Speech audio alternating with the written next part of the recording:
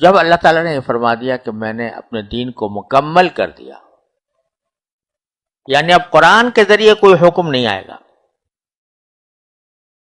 اور اگر کوئی آئے گا تو رسول کریم سرورت عالم صلی اللہ علیہ وسلم کی سنت کے ذریعے آئے گا۔ لہذا اس سے یہ بات طے ہو گئی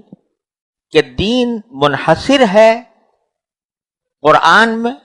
یا نبی کریم سرورت عالم صلی اللہ علیہ وسلم کی سنت میں، اور جن کی سنت کی آپ نے اقتداء کی تلقین فرمائی ان کی سنت میں، یعنی خلفائے راشدین۔ تو دین کی کوئی ایسی چیز جس کے بارے میں یہ کہا جائے کہ یہ دین کا حصہ ہے یا واجب ہے یا سنت ہے یا مستحب ہے،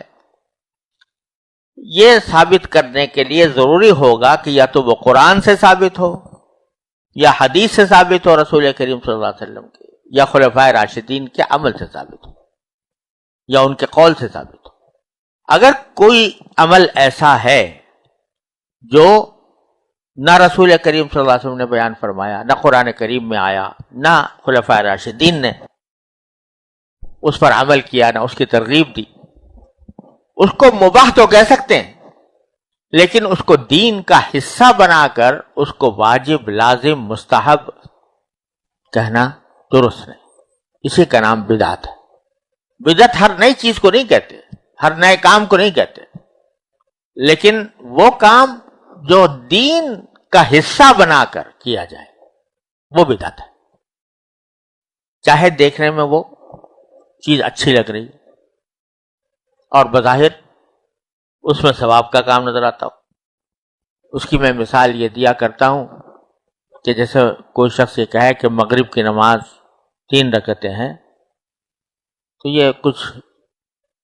طاق عدد ہے، اس کو پورا کر کے 4 کر دیتا ہوں،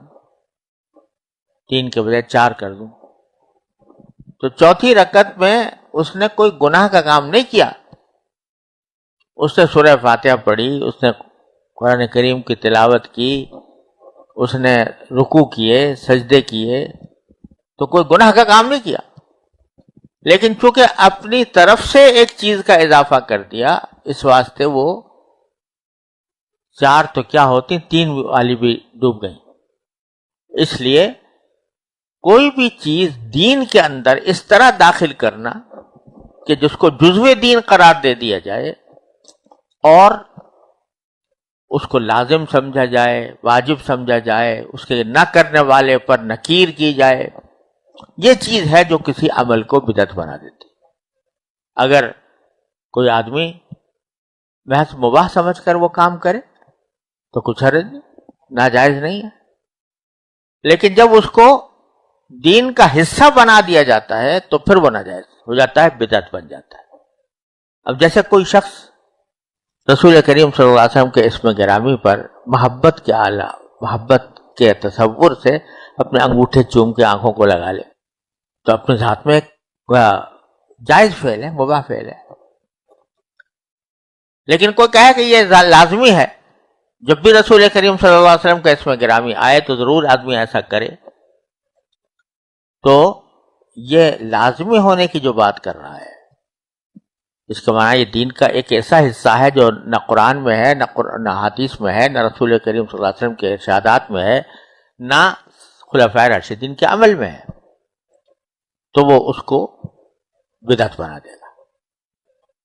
اور جب ایک چیز بدعت بن جاتی ہے لوگوں کے رواج کی وجہ سے، تو اس کو صرف مباح کی حیثیت میں کرنا بھی مشکوک ہو جاتا ہے۔ ساری دنیا تو اس لیے سے کر رہی ہے کہ یہ لازم ہے، واجب ہے، شرعاً شریعت کا حصہ ہے، آپ کہتے ہیں کہ میں مباح سمجھ کے کر رہا ہوں، تو وہ در حقیقت ایک مصنوعی کارروائی ہوتی ہے۔ اس لیے جب کوئی چیز بدعت بن جائے تو چاہے آدمی صحیح نیت سے بھی کرے تو وہ نہ قابل